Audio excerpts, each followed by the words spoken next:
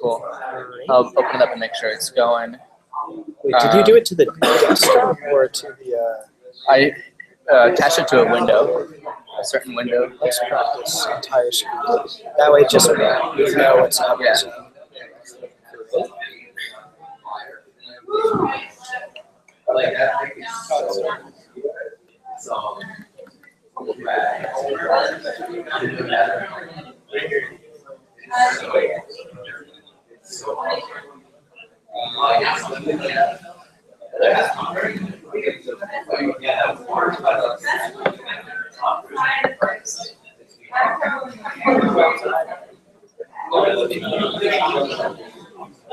Hey everyone, thanks for tuning in.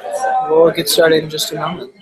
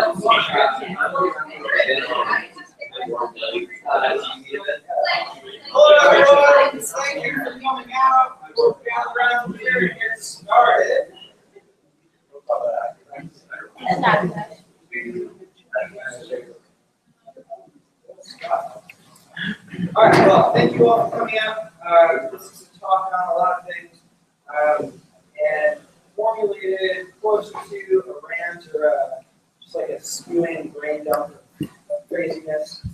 So bear with me. It's a lot of fun. So this talk is all about communication. How do you interact with people? How do you interact with content? How do you communicate? We set this up before demo day because we want this to be helpful for anyone preparing for demo day. We also have a lot of guests. First time in Startup Show, anyone? Also, good stuff. So thank you for coming out. Hopefully you learned something on Thursday. But what's happening Thursday? Well, over here we're holding demo day. If you're presenting a demo day, raise your hand. Even better. So we've got about 40 teams in Startup Show talking about what they do and showing off their products. Pick that up when it comes around. So this talk was titled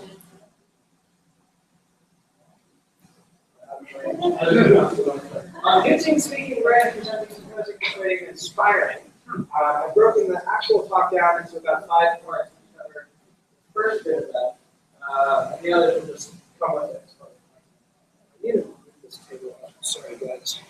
I think I'm just slightly out of range. I know. It's okay. Cool. So if I stand here, it should be able to actually. Awesome. So this is me. This is a picture of my mouth. This talk is about speaking and talking, so I figured that makes sense. You can all reach me there on the Twitter spheres or in person if you like. I'm Jeff. I give a lot of talks, and hopefully know a thing or two about them. I'm not a normal speaker. I think half the advice I give today is going to conflict with a lot of what you've already heard. But take everything with a grain of salt. Know that this is my style, but I think it will help all of you. Cool. So yeah, I want to change the way you think today. I think there are a lot of little bits of advice that are, don't do this, or don't do that. There are tips and pointers, but everything in this talk is something that I've heard from someone else that's actually changed the way I view what I'm doing.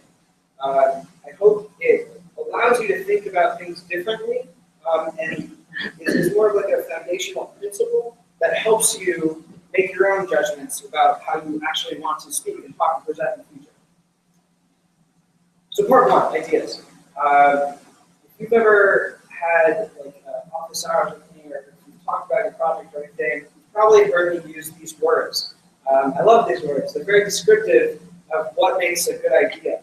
Compelling, visceral, salient, sticky. These are all things that describe what people want to hear when you're actually giving an idea. And there are several ways to actually make your ideas compelling, visceral, salient, and sticky.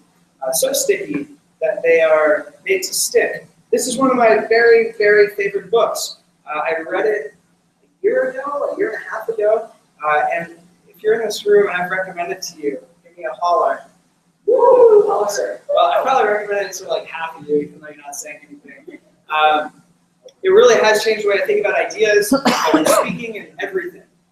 So we can break it down into 6 principles of sticky ideas. This is the foundation of the book. Easy mnemonic is success, because there's only 6, but you can fill the S there. So those ideas are simplicity, unexpectedness, concreteness, credibility, emotions, and stories. If you read the book, you'll learn a lot more in depth about what I'll have time to say today. But these are laws. These are not suggestions. These are not things that you can think about as you come up with ideas. These are really laws. It's like, if you are not doing this, your ideas are not sticky. So let's walk through that a little bit. Number 1, simplicity. Your idea should be simple. That's simple, right? You can all grasp that. This isn't, again, a suggestion. This isn't, oh man, if I make my pitch, if I make my idea more simple, it will stick better. If my idea is not simple, it will not stick. It's a very absolute thing. If you try to spew too much content at someone, only a little of it will actually stay with that person. And you end up having someone leave what you've said to them with very little comprehension of what you actually wanted them to gain. So, simplicity, very important, if not the single most important one. So, 2, unexpectedness. As it relates to presentations and the like, if you are not telling something unexpected to someone, there is no point of you saying it at all, because they have expected it. You didn't need to say it. The point here is, especially as it, when it comes to branding, which is just a different form of communication, or your pitch, unexpectedness will really, this is something that's not as absolute simplicity, but unexpectedness will really help what you're saying stick. You shouldn't shock them with that's bullshit line about like, oh my god, I'm pregnant. Now that I have your attention, that's bullshit. Don't do that. You're shooting yourself in the foot. But do things that are unexpected, that surprise people, that attract people, that invigorate people. 3, concreteness. If your ideas are up in the air, they're up in the clouds. Startup people, you know what these are. If you start throwing buzzwords and have no actual concrete idea of what you're saying, it won't stick. You need to have examples. You need to show how these ideas work in the world. Number 4, credibility, ethos, along with pathos, number 5. This is probably what you learned in English class. We don't have to go this, but yeah, 4 and 5, emotions and credibility. If you hit on these, your ideas will be stickier. And 6, stories. If you frame your ideas as a story, then it is easier for someone to follow along. Now, as Leslie and I were talking about the other day, Leslie was preparing for his Andrew presentation. We were going over how to prepare for that. We talked about stories, and we'll touch on this more later with story arcs. But stories does not mean a chronological, sequential, action-based thing. A story is something that carries a narrative between things. It's not necessarily first I did this, then I did this, then I did this. It's more finding segues and reasonable connections between ideas so that people are able to follow it. So think of it more as a narrative than a story. Let's click the things. It's full screen. Okay, great. So now part 2, speaking. What? I have very strategic slide changes later, so I don't want anyone to part 2, speaking. Part 1 was ideas. It's the foundation of all communication. What the fuck you're saying. Part 2 is how the fuck to say it. So speaking is really important to get down. Here is the boring advice that you received before. Make eye contact, don't say and practice. It's probably the prep that you get before every fucking business school presentation. But it's not actually good advice. I don't agree with much of it at all. And, well, I guess I agree with eye contact a little bit, so we'll leave that on. But don't say in practice are not really good piece of advice, especially when you're trying to prepare someone for something that matters. So we'll talk about eye contact first. Piercing eyes is dominance.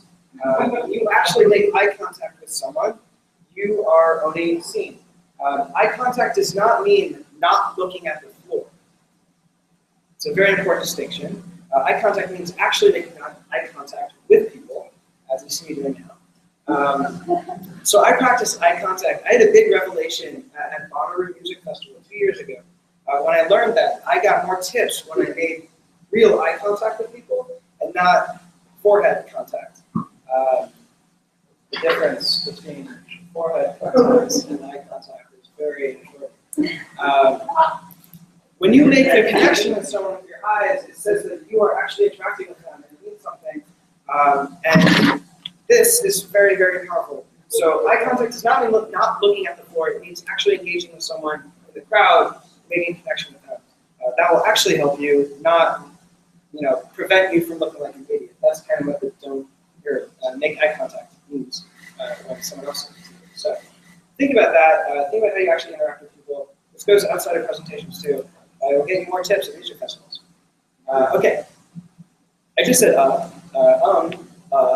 it's okay. So a lot of people will say, oh, don't hesitate. Like practice. Make sure you're not hesitating. When people say this, people freak out when they hesitate because everyone hesitates.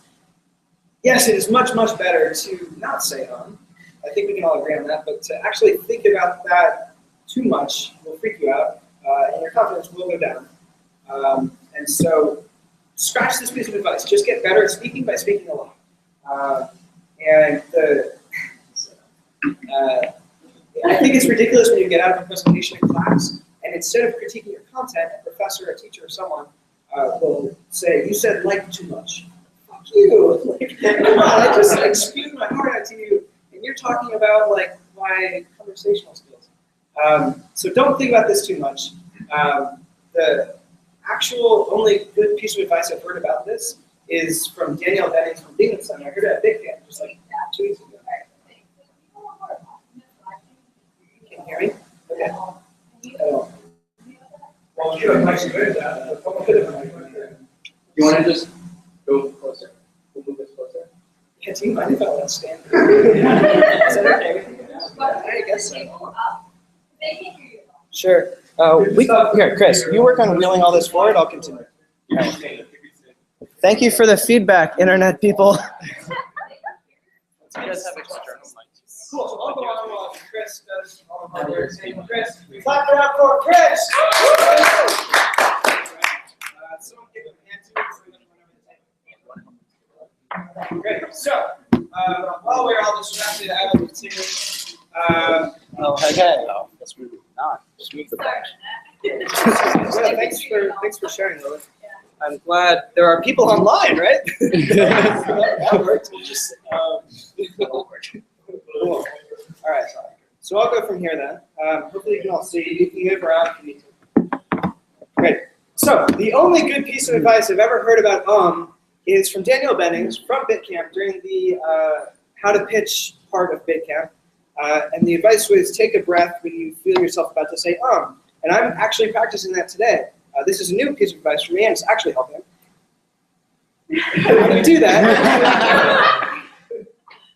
that, it stops you from saying But really, don't think about it too much. Okay, don't practice.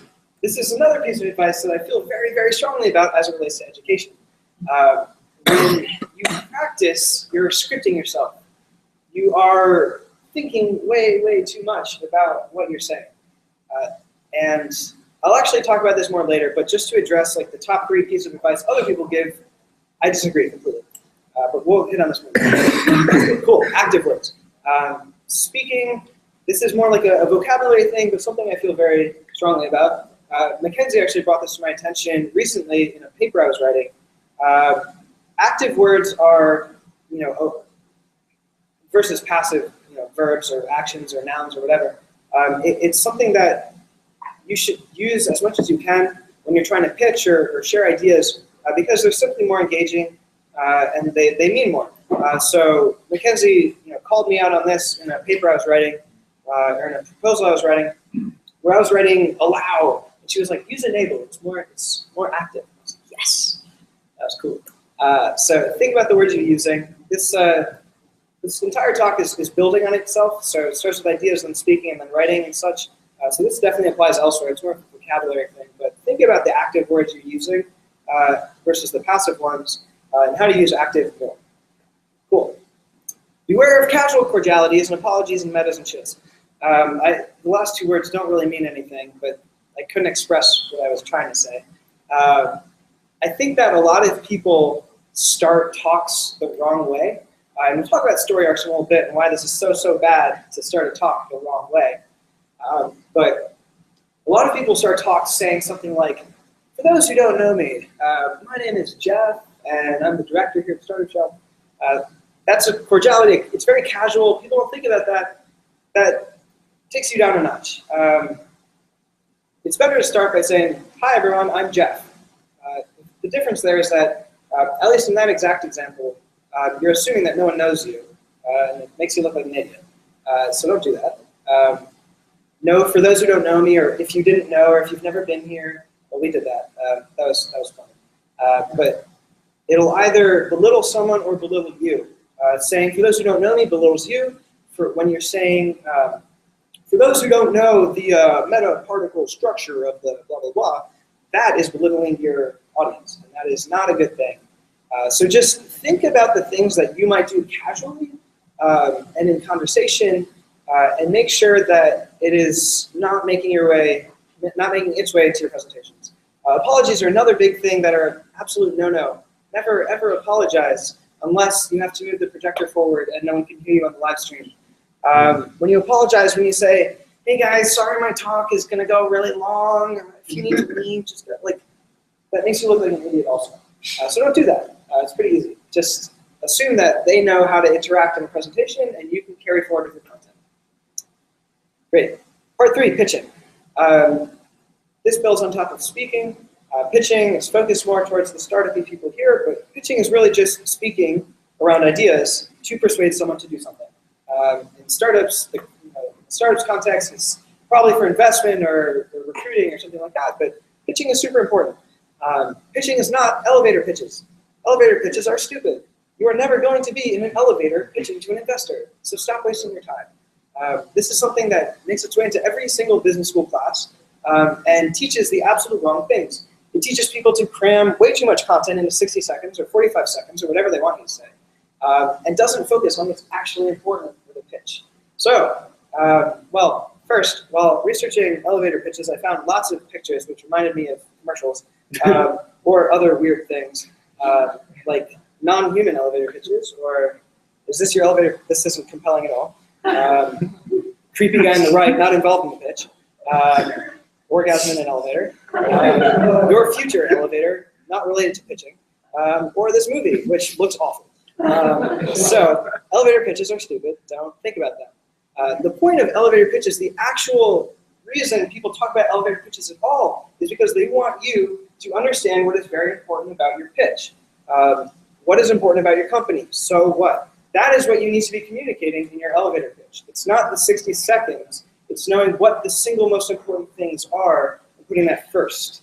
It's being able to construct sentences that explain the so what about your product or your whatever in a concise way. So the so what is very important. Lots of elevator pitches miss this, or pitches in general. Let's screw elevator pitches. Excuse me. So the so what, I find that a lot of pitches, especially startups, are saying things like, yeah, we're making a product that does this, and the reason that Facebook is bad is because privacy settings on groups suck. And so we made a Facebook that doesn't have those privacy settings. Great, you've described what your product is, but you haven't described why I should give a shit at all. Make sure your pitch is explaining why this is a compelling idea and why this person you're talking to should care. Okay. Also when pitching, I don't suggest practicing or thinking of words in a certain sequence that matter. It's more important to think about individual keywords or bad words. Bad words in this case doesn't mean fucking shit. It means words that directly conflict with your mission. So this was very relevant with BitCamp. BitCamp has a very specific vibe and brand. And when we say words casually, it might defeat that entire brand. When we say the word compete casually, because that matches the hackathon schema, we are destroying everything we've ever built up with BitCamp. If a word slips out that is not what you are actually saying, not what you actually mean, then just need to know to avoid those. So make like a blacklist somewhere of words you really should never say. Sometimes there are keywords that do make your pitch. This is a word, not a sentence. For BitCamp, again, that word might have been exploration or collaboration or things like that. Like some of those keywords, not buzzwords, but keywords that really enhance your pitch are good to put on a whitelist to make sure you include your pitch. But don't think of those words in a sequence. If you practice, XYZ product is blah, blah, blah, blah, blah, you will think of that pitch and you will not be able to expand on it when you have follow-up questions, or you actually have to discuss it. A pitch is not a sentence or an elevator pitch. It's not 60 seconds. It's knowing what is important about your company. Okay. So next, beware of absolutes. This also finds its way into pitches all the time. We are the single best platform for cloud enterprise software. Nope, you were wrong. People might interpret that differently. You can't ever be the best or the largest or the whatever if there are ways that people can interpret it differently. So this kind of sucks for a lot of people. If you are the largest, you are the best, you are the cheapest, and I'm telling you not to use absolutes, that kind of sucks. The right way to approach this is think of what actually makes you that absolute. What makes you the cheapest? What makes you the largest? And advertise that. Especially as it relates to price. If you are cheaper than someone else, there's a reason for that. And that is what's important, not the fact that you are cheaper than someone else. Because as you scale, as you adjust your business model, your price will change. But the thing that originally made you cheaper probably won't change. So think about that. Again, find the reason why you are the best at something and explain that, not just that you are the best. Okay. Writing. This is now the very recent manifestation of language as it finds its way into a page, a sequence of words, framed in time forever. Speaking is very old. Speaking has been around for forever, but writing is very new. Writing hasn't been here very long. And it builds on everything that you know about speaking. If you can speak well, you can probably write well. So, tips about writing. Vernacular. What does vernacular mean? Everyday speech. Everyday speech. Great. Why is thinking about vernacular important? There are a lot of reasons. Huh? Appeals to a lot of people. Appeals to a lot of people, okay. It's casual. Casual, sure. All right, so I want to talk about vernacular in terms of bringing important words to you into the vernacular, or the schema. If you are a startup in an industry that is not familiar to everyone, the single best way to introduce people to new topics is to introduce them as though they are totally normal and that they are part of the vernacular. You might need to introduce topics with background and explain what the fuck they are. But it's important to view everything you're saying as not separate from totally everyday life. It's important to think of that as everyday life. So a concrete example of this is Bitcamp. This is, anyone on the team knows what this means. We hate this. This is shitty. This sucks. What we've tried to do with any brand is introduce it into the vernacular. This is not a strange entity that has suddenly made its way into language and is so foreign to everyone. You need to promote your brand or your product or your new concepts as part of the vernacular. So when we see this, Bitcamp in quotes as if it's a new concept, Bitcamp hackathon describing what the actual product is, Bitcamp spelled wrong with all these different things. The following three are a shitty way to describe a product or some sort of strange being. Words don't look like that, right? If you want to introduce your product or your concept in the vernacular, do not format them like this. Format them like words. A really good example of this done right is Twitter. Look at what they've done. They've made tweet a word. Isn't that amazing? Tweet isn't capitalized. Tweet isn't, in fact, it shouldn't be bolded. Tweet is just a word. It's just there, right? There's no reason that tweet should be capitalized. You don't call it a Twitter tweet.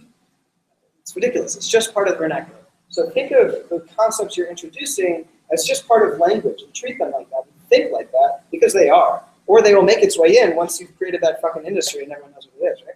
Isn't that great? Cool. Upside down pyramid. This is specific to writing because it introduces the language in a way that you read down, right? And so this is actually a journalism concept that has led its way into here from my senior year high school editor days back on newspaper team at Wooden High School. But upside down pyramid is super cool. It says that your content should be most important at the beginning and least important at the end. But as it relates to this presentation, you don't need to see all those words. You can just see a very visceral concept. Important things at the top, not important things at the bottom. Why is that important? Well, if someone starts reading your thing, gets bored, and leaves, you want them to have the most important thing with them. You want them to know your thesis. You want them to know why they should be reading this at all. So beware of starting anything with details. You should start with a lead, a leading line that someone can leave and understand what you're trying to tell them just through the first sentence. Cool. So the formatting of your writing is very important. What sucks about this slide? Not important.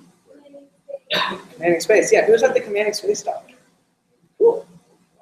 Or you were there. It's okay. So someone call it out. What sucks about this slide? Cool. We have a floating word. This is the better way to do it. This isn't just a very isolated example. This is hitting on the idea that ideas should be grouped together. You can't do that all the time, but especially in writing, you have the ability to manipulate the formatting and layouts of your writing. And it's best to make sure that groups of ideas are, well, rather ideas are grouped together. Whether that's splitting onto a new page, splitting onto a new line, these are formatting things, but this concept really extends to just everything. Group ideas together because they will make more sense when you can see it all at once. The parts are smaller than the whole in this case. The whole, the Gestalt approach to this says that you will understand concepts better when they're grouped together. Cool. Part 5, presentations. If you are working on your demo day slides, pay attention. A lot of people ask me, Jeff, how do you make such amazing presentations? And I'm like, are you crazy? I put words in the middle. Like, come on, this is easy. I I have a lot of presentation tips. But again, this is now what I disclaimed in the beginning. I have a very specific style, and I stick to it. And you probably shouldn't unless you're comfortable doing it. Okay, so I broke this down into a few parts. Part one, layout. So I do this. I put words in the middle. I keep them to like 3 to 5 words, 1 to 5 words. And it works. You are understanding this. Isn't that great? I haven't made a bulleted list anywhere. I haven't put any charts or figures. I've just said words on the screen very, very simply. I've presented it very simply and relied on my speaking to communicate the details. This works. Practice it if you need to, but if you want to know how to make compelling slides, this works. I promise. Okay. That goes back to the simple idea. Okay? Simplicity works. It is not a suggestion. It is effective. Cool. Full screen images. This is another keystone of my talks. I do this a lot. This is a few slides from my branding workshop a few weeks ago. Doesn't really matter what they mean right now. Just know that like full screen images in the right context are really awesome. And you can tell that these are compelling images and probably made sense at the time. Now they don't, but they did once, I promise. This is a different way to do full screen images. This is placing, this is from a talk with Alex. Woo! Oh. Talk with Alex at HatCon from a marketing talk. This is placing a full screen image under text. This is the following slide. Doesn't this make you feel good? That's a really good slide, right? Isn't that great? But the way we did that, it's not just a picture aligned to text. It is a picture with text. It conveys these ideas together.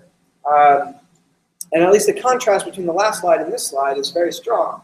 It's very visceral. You had an experience just now. These are very out of context, and I don't know why you're listening to me right now, but just know that like this works. The combination of a little bit of words and full screen images works. Do not fuck yourself by making not full screen images. You look like an idiot. Do not do that.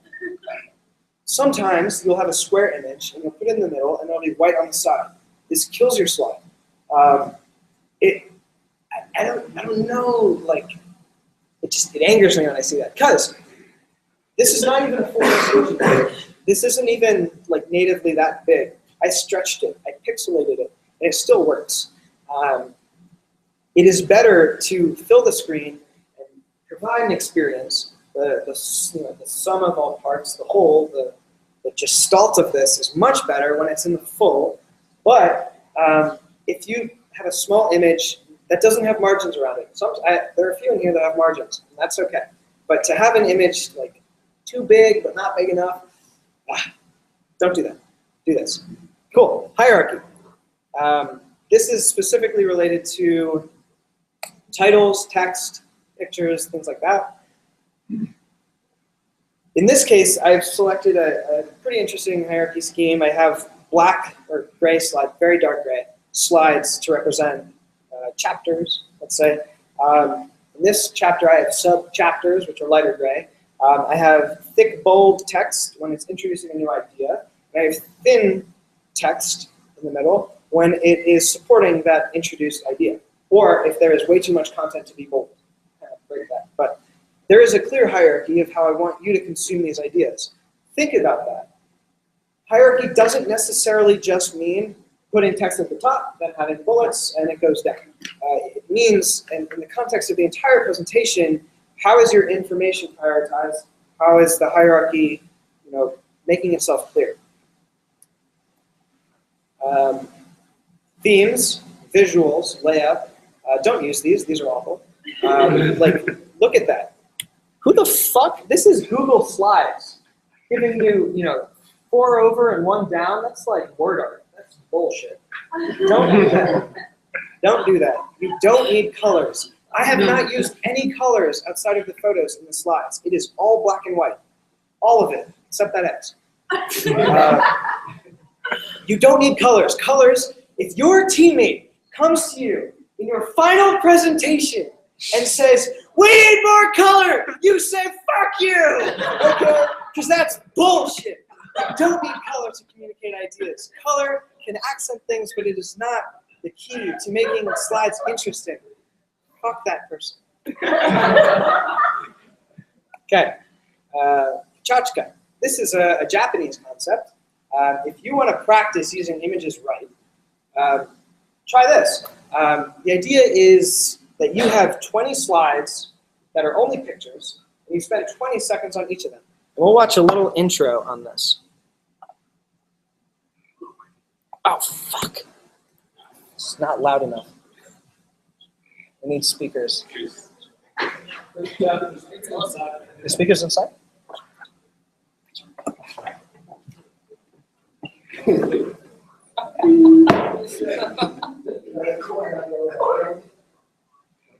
All right. Well, these videos aren't going to work. Chris, yeah, look into that. I'll explain this, but I have more videos, so prepare the sound for soon. Awesome. Cool. So I will explain. I will narrate over his narration. This is Pichachka. It's a Japanese thing made by some architects because architects had trouble communicating their ideas because they're very wordy and think that their words are important. So they made this new method called Pichachka. I think I'm pronouncing that right, but it's Japanese and I might be wrong. Yeah, the idea is that you have 20 slides that are only pictures or only one concept, and you talk over it for 20 seconds and then you go to the next one. There's only 20 of those slides. And what this forces you to do is it says that your speaking must be so strong that you do not need words on the page. I don't use this method, but if you want to practice getting better at speaking or practice getting better at using compelling images, go for it. That could be cool. You have to use the app now and put it on line in. So, yeah. Pachachka. Cool. Yeah, so that's Pachachka. P-E-C-H-A. Fuck. How do you spell it? Yeah. You can write this down, do some research if you want. It's pretty cool. Great. So, now, content. Content is great. Content makes up your slides. Why is this not going full screen? Let's try this again. There we are.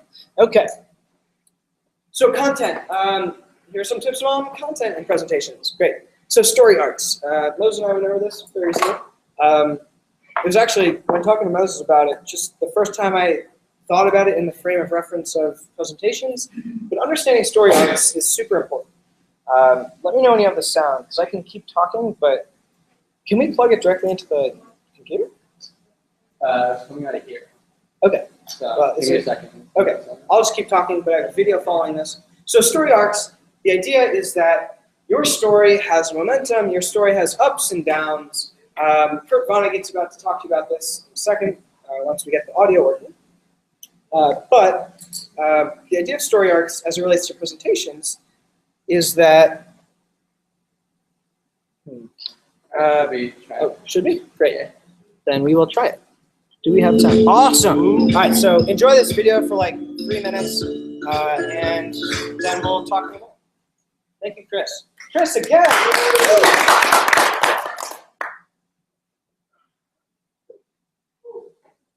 Created a body of work of startling eccentricity and universal appeal.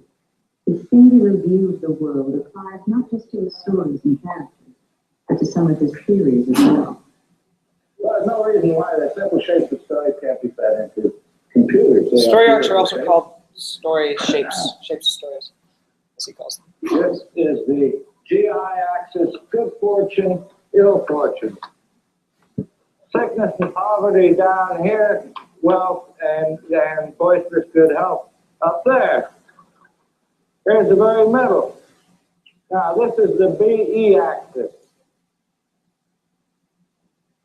B stands for beginning.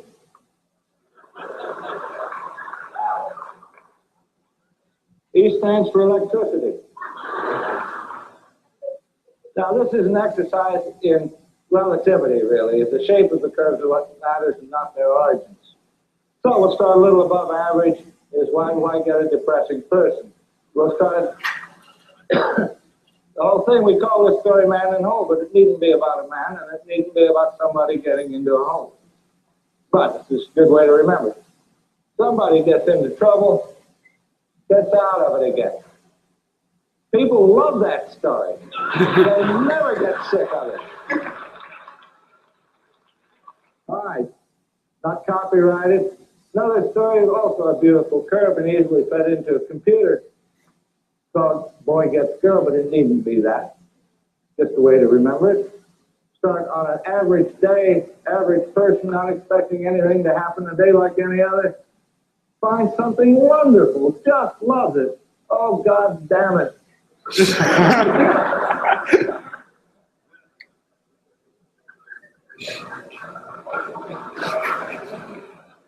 Got it back again. People like that.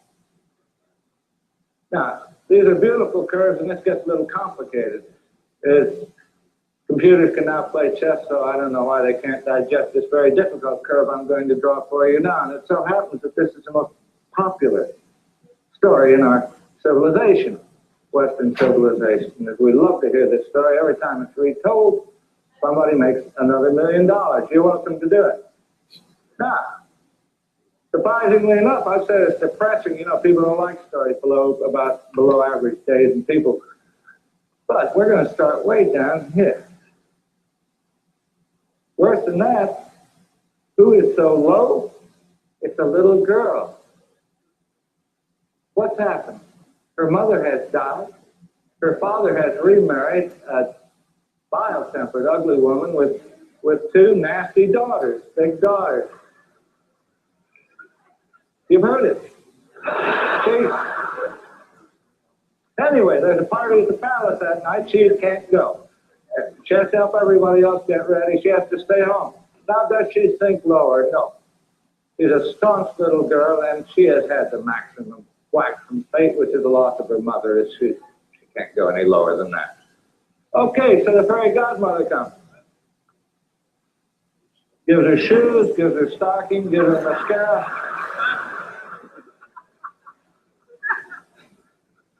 Gives her a means of transportation, goes to the party, dances with the prince, has a swell time.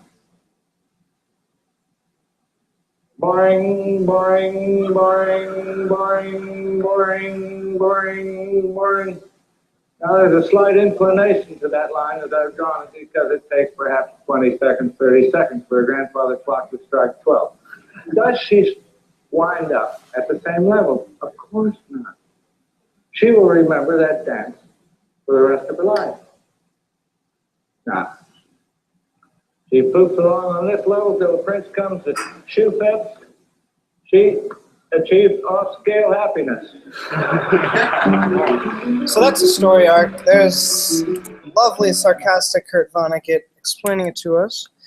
So story arcs are pretty cool. Like he was sarcastically explaining that all stories are the same, and that's a good point with it. Story arcs are like literary, they're related to screenwriting, what have you.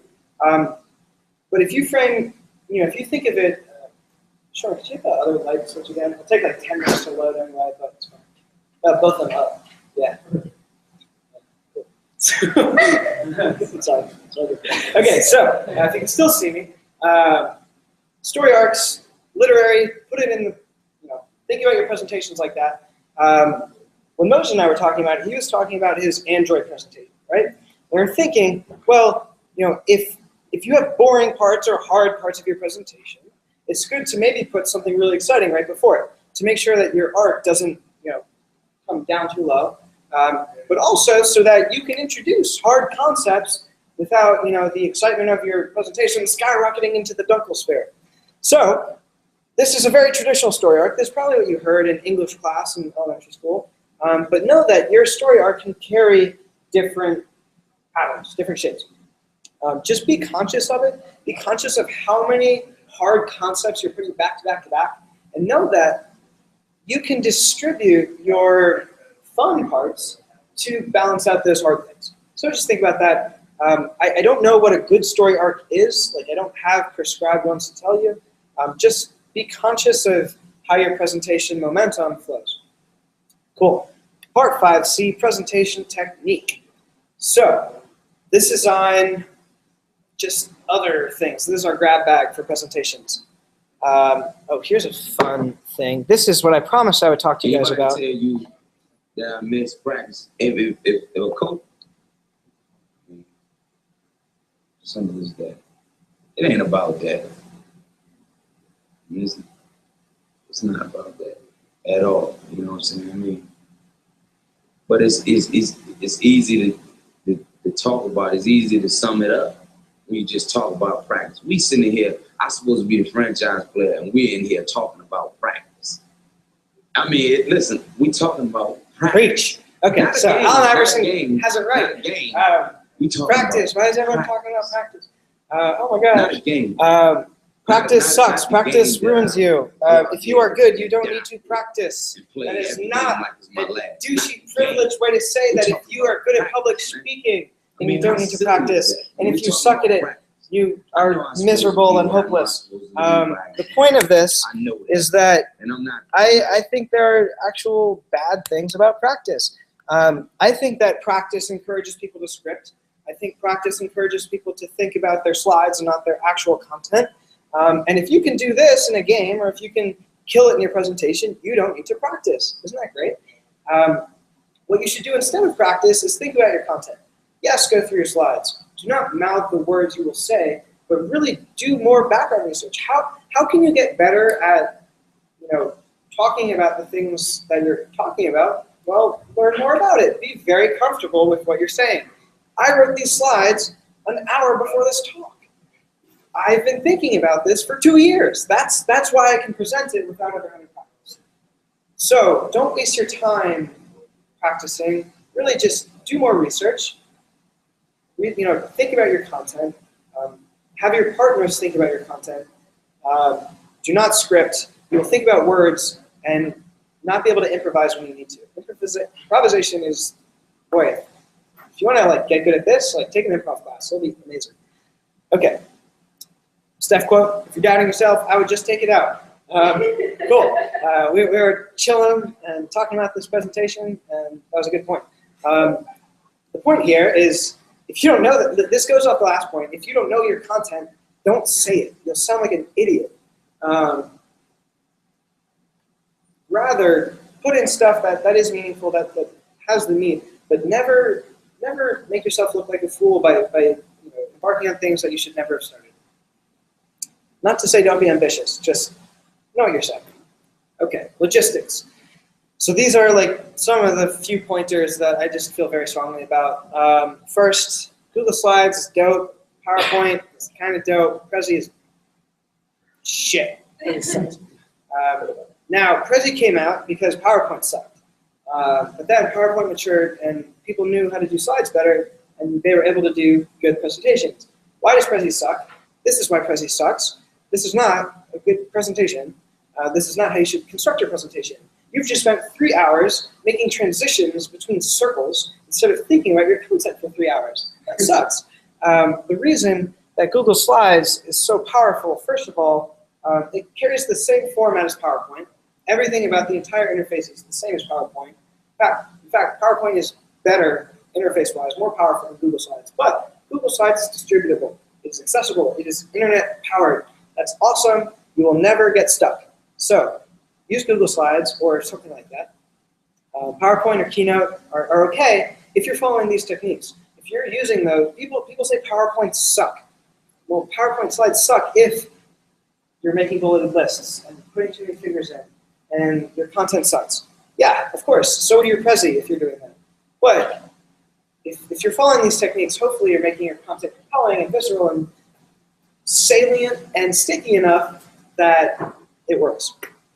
So don't use that. Have this beforehand.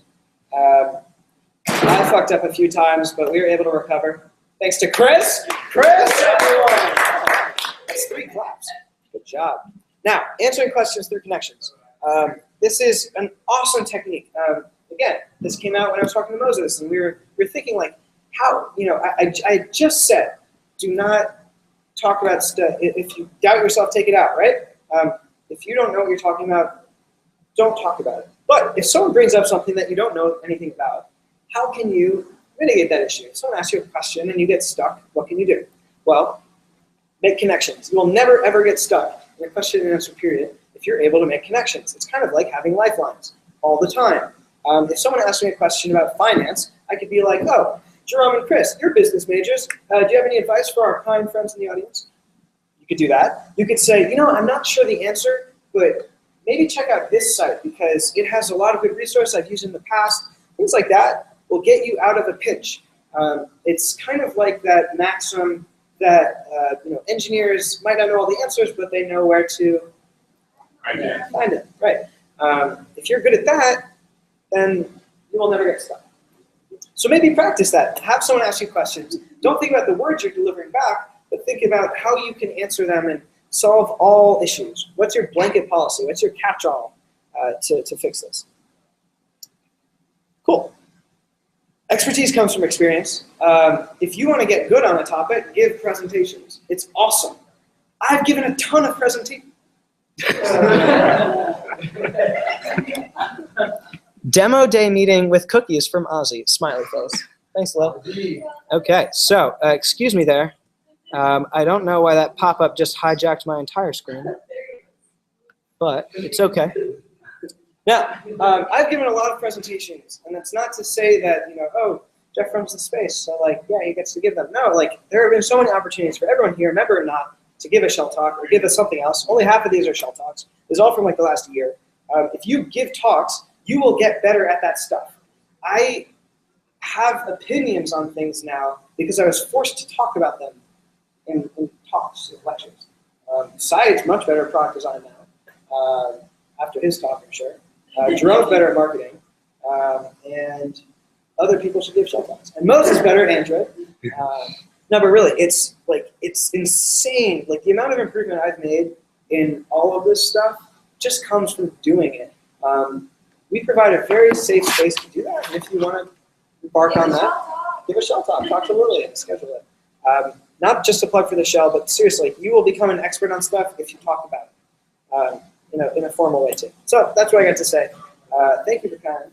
I hope you learned something. I hope you're going to be awesome at demo day or in your class presentations or whatever.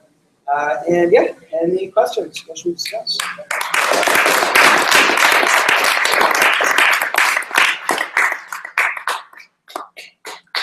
Yeah. So I really like the simplicity of the presentations. But so what if I want my audience to be able to look back later at what I have, and it's not there? So that's a major drawback with this. If I distribute these slides, things like this might not make sense. Things like this might not make sense. Yes, that sucks. Ways you can mitigate that are, number one, the comments and notes sections of PowerPoints. You can put in stuff. Now, I said don't script yourself, but if you want to provide details that someone can look back on later, go for it. Oftentimes, these slides will make it so that you can make a blog post about it or something. Yes, that sucks that people, if I was giving a class lecture, with important details, I wouldn't use this method, unless I was it was a Gerald Suarez class, I'm trying to inspire everyone. But yeah, that's a drawback. So you need to find ways to mitigate that. The notes is one way, or don't use this method. If people definitely need to look back, you have to figure that out, I guess. One of the things that they talk about when you read presentations is that you should never be in and out of slides. The intent of this medium is to aid in your presentation. And if you want someone to have a takeaway, you should just format a document for that purpose, because you'll never be able to get as good of a format through slides as you can create just on a document. So if the purpose is to have a takeaway, use a medium that's intended for that purpose. The only purpose of this medium is to support what Jeff is saying. Yeah, that's a great point. I'm creating an experience for you guys here. This is for you. This is also for online viewers who are hearing me talk over these slides. So I guess that's another method. Yeah, fucking record it. That's great. But yeah, cool. Is videos and slides worth it? Videos and slides. So I did it, and clearly those were the biggest hitches of my entire presentation. Similar to my feelings on Prezi, which is that, I didn't explain why I hate Prezi. Not only is it hard to set up, but people always fuck up in the middle of their presentation. It's like, oh my god, like you went to the wrong circle, like backwards. It's ridiculous. You look like an idiot. Same way, like we fumbled with the audio. I had to make it full screen. That sucked, and I had to cancel and go full screen again. I thought this video was worth it. You might disagree. It's best to avoid it if you can, but I chose to do it. I hope someone comes out with a way to do better video embeds in Google Slides or PowerPoint or whatever. That would be amazing, because this has been a problem for 20 years. So I guess just know that it will be a challenge. Set up your audio beforehand. We'll know for next time. And yeah. 2 more pieces of advice that I'm just realizing now, and then we'll get back. 1, dress comfortably. If you're wearing a suit, you'll act like you're wearing a suit, and you'll piss your pants, and it sucks. So don't wear suits if you don't have to. Dress comfortably. Half of the presentations I say, I'll unbutton the top button of my pants just so I can breathe better. Like seriously, it's important to be comfortable. I'm serious. It's very important to be comfortable when you're talking. And I find that people wearing suits just fuck up. And 2, talking fast. I talk really fast when I give presentations because I get really into my content. I had a mentor in high school named Rafi. And Rafi would give these super philosophical talks on love and future and religion and ideologies and all this stuff. And we were like, wow, how are you communicating these crazy concepts to us when you're talking super, super, super fast? He talks twice as fast as I'm talking now. It was that if you are like super engaged in your content, if you're making this experience really awesome for people, then they will be able to follow along. You've also probably noticed that I would slow down and do things like this. And wow, the focus you're giving right now is crazy. And you can do things like that when you talk really fast. Or you can speed up if you talk slow or whatever. But just know that the speed of the talking doesn't really matter if you are able to speak it. You know, if people are digesting that, it doesn't matter how fast you talk. Okay, 2 things. That was it. Okay. Yeah, it's kind of rough, but if you are trying to explain a concept that's like very scientifically complicated, so you just want to give the basics of it, but you want to convey like that you know what you're doing and it works on the time. Yeah, totally. So Becky was asking about how do you introduce very hard concepts, scientific or not, and then speak about them and have people digest them. This is hard. Someone who did this really, really well recently was Brett Potter. He was talking about, he was introducing 3D printing to a bunch of DC Tech weenies who have never touched this stuff. And so he would say things like, now, printer speed is really important. And the way you measure that is in millimeters per second. Now, that's how fast the extrusion comes. Anyway, he was pretty solid on that. So props to Brett. Now, how do you do that generally? Boy, I don't find myself in too many situations where I have to do this, except probably with design concepts. I think I introduced a lot of those. I would go back to that idea of like the vernacular. Just know how you're using it and how the schemas that people know and that you know are matching up. So whenever you introduce a concept for the first time, yes, definitely explain what it is. But after that, if you've explained it correctly, if you've used these sticky ideas, you shouldn't have to keep explaining it. You can act like it's now part of their schema and act like it's just everyday speech. That's my suggestion. It involves a very high skill level of explaining the first time, right? But if you haven't achieved that, then you probably won't achieve it later either, and so kind of fun. But yeah, like try to introduce it in the vernacular. I guess think of it as you want them to be able to talk to you about these concepts afterwards without either of you explaining or asking what it is. I don't know. Yeah, that's tough. But I guess explain it the first time, then act like it's a totally normal word. Maybe go slower during those parts, but yeah. So how do you balance trying to sound natural when you speak, but also ensuring that you cover everything? Okay. Number 1, how do you act natural when you talk? Just talk. Cool. And number 2, how do you cover everything? That's the point of your slides. This is the structure, the backbone, everything. I don't think it's, maybe you're asking more about like tone, I'm not sure, but like talking, like those are two different things. Really, like the slides provide the narrative, which you should have crafted beforehand. Remember, stories, number 6, very important if you want things to stick. So have a story, communicate that through your slides, and then use that as the schedule of what we're talking about. So when you go through your slides and kind of think about what you're doing, you're not scripting it, not scripting it. Yes. Yes, I mean, like Chris saw, I went through my slides right before, and I thought about what I wanted to talk about. I thought about keywords and key concepts, like, I don't know, you know, on, let's say, this part, I don't know. You should think about the important things you're going to say, and especially if you're using this method, it is omitting a lot of information, so that's a lot on you. So yes, think about the key concepts and the key words and the bad words that you want to say or not say, but don't script yourself. So where are you using cards? No. If you have to use note cards, like what would your note cards say? Think about content, and it's like think about content. like these are your note cards, right? Like this is your cue. This is what helps you say the things that you should know. If you don't know it, don't.